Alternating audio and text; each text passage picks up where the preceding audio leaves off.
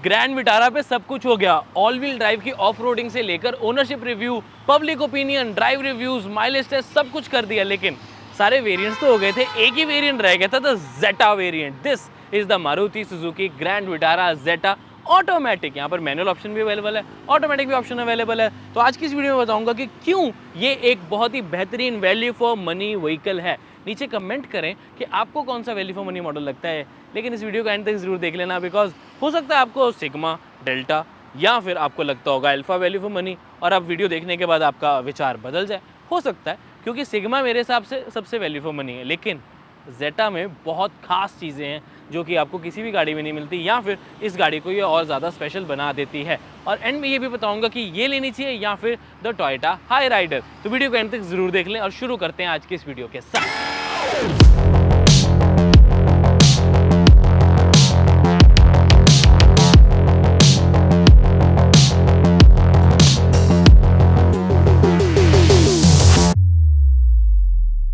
अब सबसे पहले व्हीकल की प्राइसिंग यहाँ पर आपके लिए मॉडल्स की प्राइस यहाँ पर लगा देता हूँ। अगर हम डेल्टा वेरिएंट यानी कि इससे नीचे वाले वेरिएंट्स की बात करें तो 1.5 लाख का एक शोरूम का फ़र्क आता है। ऑन रोड 170 180 आराम से आ जाता है।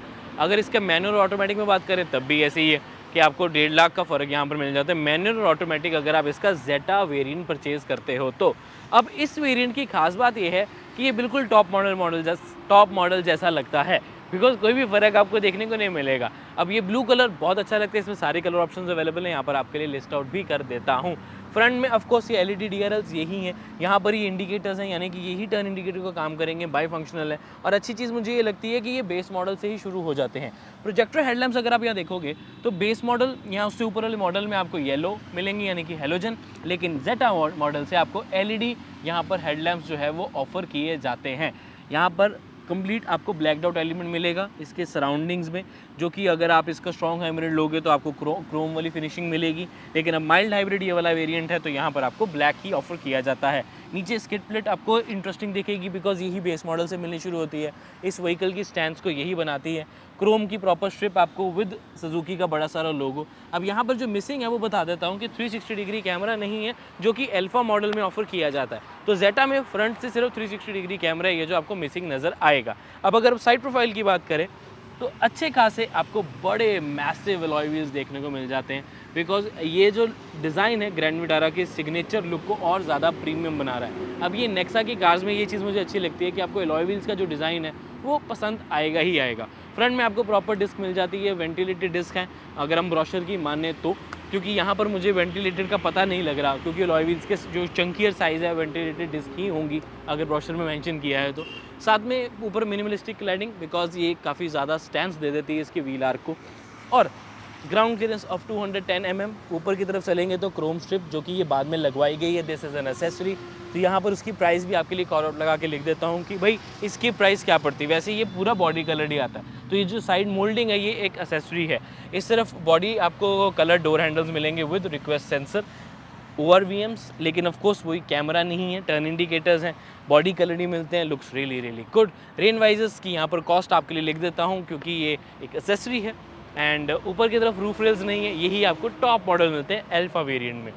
पीछे की तरफ देखेंगे तब आपको एक अच्छी खासी क्वार्टर विंडो मिल जाती है। हाँ, जो ये वाली क्रोम स्ट्रिप है सेंटर वाली, ये आपको मिलती है जेटा वेरिएंट में ही मिलती है, तो ये आपको बताना ज़रूरी है, ये एसेसरी नहीं है, ये आपको साथ ही मिलेगी। पीछे भी आपको disc brake for of course your safety needs.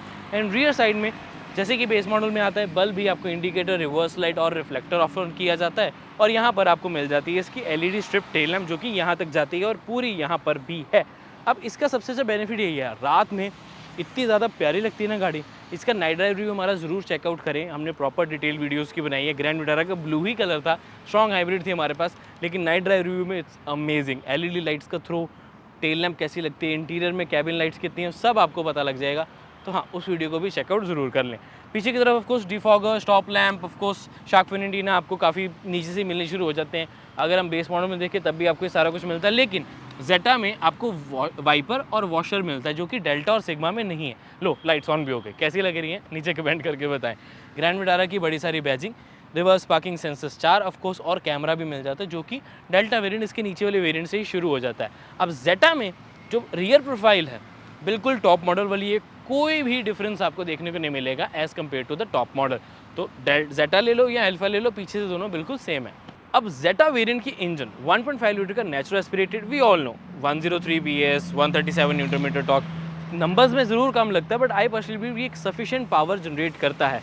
अब ये तो मैं बोल रहा हूँ, लेकिन अगर आपने इसका ओनर रिव्यू चेक करना है तो हमारे एक फैमिली डॉक्टर है, उन्होंने भी ग्रैंड विटारा का जेटा मॉडल ही परचेज़ किया था मैनुअल, वो हमने वीडियो अपलोड किया तो उसे चेकआउट ज़रूर कर ले, आपको काफ़ी अच्छा आइडिया लग जाएगा। अब इसका जो ये वाली व्हीकल है, ये तो देखो ऑटोमेटिक वेरिएंट है, इसमें पैडल शिफ्टर्स ही एक ऐसा फीचर है जो कि ऐड होता है as compared to the manual, but overall engine मैं पर्सनली सेटिस्फाइड हूँ। मैं ये नहीं बोलूँगा कि बहुत पावरफुल इंजन है, आप इसे ड्रैग रेसेस करें, ऐसा नहीं है, बट एक माइल्ड हाइब्रिड, एक अच्छा इंजन, आपको रिफाइंड इंजन मिल जाता है, एक 4 सिलेंडर यूनिट जो कि एटलीस्ट स्ट्रॉन्ग हाइब्रिड के 3 सिलेंडर से तो कम नॉइस जनरेट करता है। अब अच्छी चीज़ ये है कि नॉइज़ की बात हो रही है तो इंसुलेशन आप देख सकते हैं प्रॉपर प्रोवाइडेड है, इधर भी आपको रबर पैडिंग मिल जाती है, तो कैबिन में ज़्यादा आवाज़ अंदर नहीं आने वाली।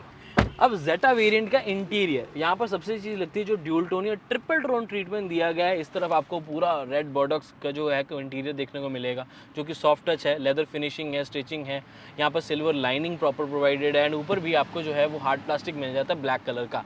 अब सीन ऐसा है कि ये दिखने में बहुत प्रीमियम लगता है, 9 इंच की बड़ी स्क्रीन जो कि इसके लोअर वेरिएंट्स में 7 इंच की आती है, और सबसे लो वाले में तो यानी कि बेस में तो आती ही नहीं है। तो यहाँ पर 9 इंच की बड़ी touch screen, Android auto, Apple CarPlay, सारे सुजुकी कनेक्ट के जो फीचर्स हैं वो भी प्रोवाइडेड है, और नीचे भी आपको automatic AC from the base model मिलना शुरू हो जाता है। इस तरफ traction control, idol start stop, 12 volt का सॉकेट, यूएसबी पोर्ट, सब कुछ ऑफर्ड है। अब ये स्टीयरिंग माउंटेड कंट्रोल्स जो हैं, ये वाले जो हैं लेफ्ट साइड पे, ये तो बेस मॉडल से अवेलेबल है बिकॉज बेस में 2 स्पीकर्स हैं, बट जेटा में आपको राइट साइड पे यानी कि क्रूज कंट्रोल भी मिल जाता है। हालांकि डेल्टा में भी है, बट बताना ये चाहूँगा कि आपको यहाँ पर राइट साइड पे क्रूज कंट्रोल मिलता है, वॉइस कमांड्स के फंक्शन ऐड हो जाएंगे, MID 4.2 इंच की रहेगी, एंड इस तरफ देखेंगे तो पैडल शिफ्टर्स आपके एक्सपीरियंस को और ज़्यादा बेटर बना देते हैं। अब एक्सपीरियंस के अलावा एंटरटेनमेंट को बेटर बनाने के लिए इसके स्पीकर सिस्टम भी है। अब 9 इंच की टच स्क्रीन तो हो गई, लेकिन साथ में आपको 4 स्पीकर्स 2 ट्विटर्स का भी ऑप्शन मिलता है इस व्हीकल के साथ, यानी कि जेटा वेरिएंट के साथ आपको 6 स्पीकर सिस्टम मिल जाता है, वो भी आर्कमिस की तरफ से।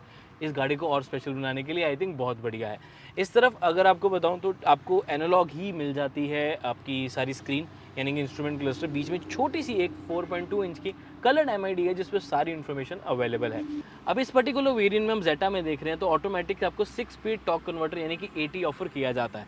अब ये स्मूथ तो बहुत है, अच्छी खासी पावर भी जनरेट के साथ कॉम्बिनेशन अच्छा मिल जाता है, बट मुझे पर्सनली लगता है कि ये थोड़ा सा ओवर प्राइस्ड है।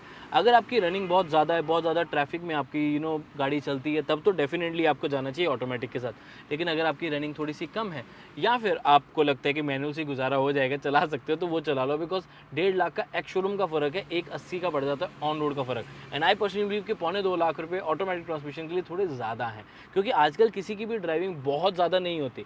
यूजुअली आपको वही घर से ऑफिस, ऑफिस से घर, स्कूल कॉलेज वॉटएवर जो भी आप जाना चाहें, लेकिन यूजुअली कम ही होती है, तो थोड़ा सोच समझ के डिसीजन लें, क्योंकि मैनुअल भी आपको अच्छा खासा मिल जाता है। अब फ़र्क सिर्फ ऑटोमेटिक ट्रांसमिशन का नहीं है, यहाँ पर ट्रांसमिशन नंबर ऑफ गियर्स का फ़र्क है, ये 6 स्पीड है, मैनुअल 5 स्पीड मिलेगी, तो थोड़ी सी रिफाइनमेंट बेटर हो जाती है on the highways on the higher speed. यही फ़र्क है ऑटोमेटिक और मैनुअल के बीच में। ओवरऑल गाड़ी में अच्छा खासा कंफर्ट है, बहुत बढ़िया सीट्स हैं, हाइट एडजस्टेबल आपको मैनुअल सीट्स मिल जाती हैं, यहाँ पर रिक्लाइन कर सकते हो, आगे पीछे कर सकते हो, एंड अप एंड डाउन यानी कि सीट की हाइट भी एडजस्ट कर सकते हो। अब मिसिंग फीचर्स की यहाँ पर बात करूँ तो मेरे को पैनोरामिक सनरूफ ऑफ कोर्स यहाँ नहीं ऑफर्ड बिकॉज वो टॉप मॉडल में है, 360 डिग्री कैमरा नहीं है। माइल्ड हाइब्रिड में तो आपको कोई ज़्यादा ऑप्शन नहीं मिलेगी, यहाँ पर आपके लिए अल्फा के एक्सक्लूसिव फीचर्स लिख देता हूँ, आपको बहुत अच्छा आइडिया हो जाएगा। अब एक चीज़ मुझे याद आई, जेटा वेरिएंट की मुझे एक पर्सनली चीज़ बहुत अच्छी लगती है कि यूजुअली क्या होता है, कंपनीज टॉप मॉडल में ही 6 एयरबैग्स देती है, कुछ ही ब्रांड्स हैं जो बेस में 6 दे रही हैं, बट जेटा में यानी कि मिडिल मॉडल में ही आपको 6 एयरबैग्स मिलने शुरू हो जाते हैं। अब ग्रैंड विटारा में टोटल 6 वेरिएंट्स हैं, बेस का सिग्मा, डेल्टा, जेटा, अल्फा, जेटा प्लस और अल्फा प्लस। 6 वेरिएंट्स में से आपके पास 4 में एयरबैग 6 प्रोवाइडेड है, तो सेफ्टी को लेके मारुति इस बार काफ़ी सीरियस है। इस प्लेटफॉर्म को ऑलरेडी जो है वो 4 स्टार रेटिंग मिल चुकी है ग्लोबल एनकैप में। लेट्स सी इसका बेस मॉडल, क्योंकि इतने सारे सेफ्टी फीचर्स और ग्रैंड विटारा या इवन हाई राइडर की सेफ्टी टेस्टिंग होती है, जल्दी तो हो सकता है उसको 5 स्टार भी मिले। सेफ्टी फीचर्स आपके लिए यहाँ पर लिख भी देता हूँ और फटाफट बता देता हूँ। ABS, EBD, 6 airbags Zeta variant में, ऑल 4 डिस्क ब्रेक्स है, हिल होल्ड भी आपको यहाँ पर मिल जाता है, इलेक्ट्रॉनिक स्टेबिलिटी कंट्रोल भी ऑफर किया जाता है। तो ये सारी चीज़ें इस गाड़ी को काफ़ी ज़्यादा स्पेशल जो है वो बना देती है। रियर साइड में आई नो थोड़ा अंधेरा हो गया, लाइट यूज़ करनी पड़ रही, पहले ही बता दूं, लेकिन फीचर्स बताना ज़रूरी है। हेलोजन आपको लाइट्स मिल जाती हैं यहाँ पर अंदर, ठीक है, सारी हेलोजन ही मिलेंगी, चाहे टॉप मॉडल ले लो। उसके साथ साथ आपको यहाँ पर आर्मरेस्ट भी ऑफर की जाती है, ये भी आपको बेस मॉडल से ही मिलनी शुरू होती है, अभी उसको लैच किया हुआ है। उसके साथ आपको हेडरेस्ट मिलेंगे, proper comfortable headrest for all the passengers, looks really good, और सीट्स कंफर्टेबल है, ये चीज़ मुझे अच्छी लगी। और क्योंकि सनरूफ नहीं है तो मुझे हेडरूम भी थोड़ा ज़्यादा मिल रहा है। सनरूफ होती है यानी कि टॉप मॉडल होता तो हेडरूम थोड़ा सा कम रह जाता है। माई हाइट इज़ 5'8", ये भी आपको बता दो।